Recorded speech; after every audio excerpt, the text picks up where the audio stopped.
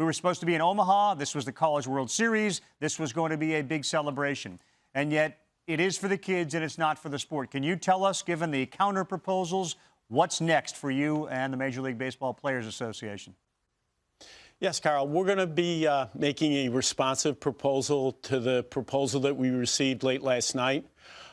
It will be another significant move in the players' direction in terms of the salary issue that has kept us apart.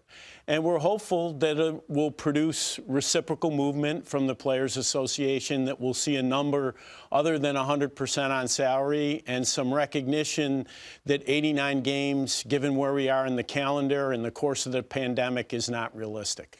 So 89-game season, full prorated salary for the players. It feels like the players are sticking to 100%. And you have said, I can mandate a 48, 50-game schedule. Do you not believe that the two sides are, that's where we're at and we have to move towards the middle, or we have to operate from that? I'm a big believer in the process. I would prefer to negotiate a new agreement with the MLBPA that gets us more games and resolves the issues that have separated us amicably.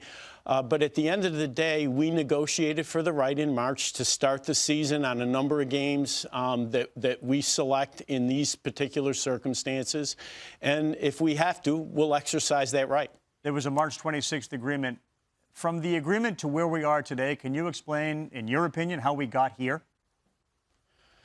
Well, I think that, you know, the March 26th agreement was premised on the belief, mutual belief, that we were going to be in a position where we would be playing baseball games in full stadiums. And I think that we find ourselves in a situation where we're going to be playing largely without fans, if not exclusively without fans.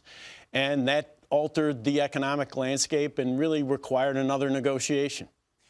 For baseball fans, and I hear this all the time, and I'm sure you do, there seems to be a tone deafness between your group and the players about what's going on in the present, as opposed to a collective bargaining agreement.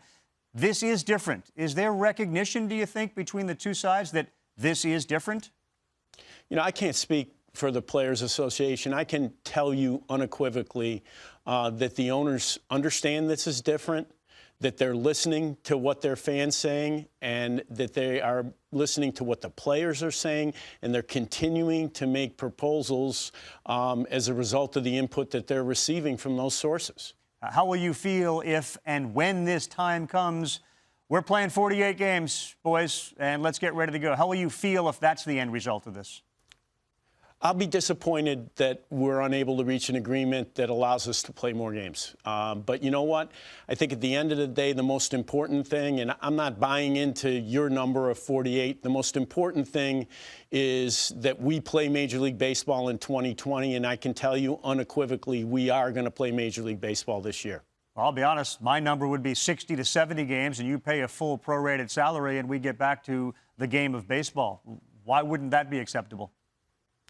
You know, Carl, I'm not going to get into bargaining with you about issues with the Players Association. We'll make another proposal to them that's consistent with the economic realities that we're looking at, including the fact that our revenues are going to be down over 70%. And hopefully we'll find some flexibility on the other side and make an agreement. I've heard September 27th, we want to end the regular season there, hear about expanded playoffs. When are you going to have your back up against the wall? What's the date where you have to say 48, 50, whatever that number is in your mind? When is that date?